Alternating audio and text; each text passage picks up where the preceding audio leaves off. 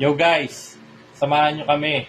Ipaprank namin si Mrs. ngayon. Bali, pauwi na siya galing trabaho. Nag-request kasi siya na sunny side up egg yung gusto niyang ulam ngayon, yung nakakainin niya.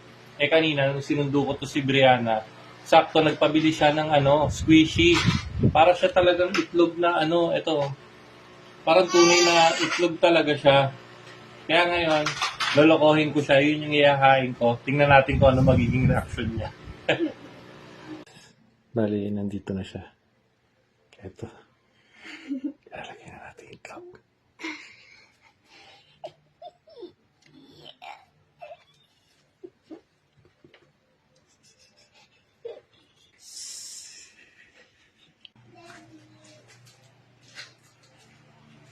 Ito na yung request ko na sunny side up egg.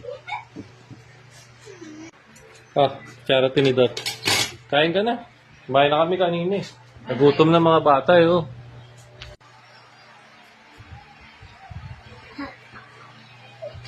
Lolo ko niyo ba ako? Bakit? Ano na naman na? Ano to eh? Laro.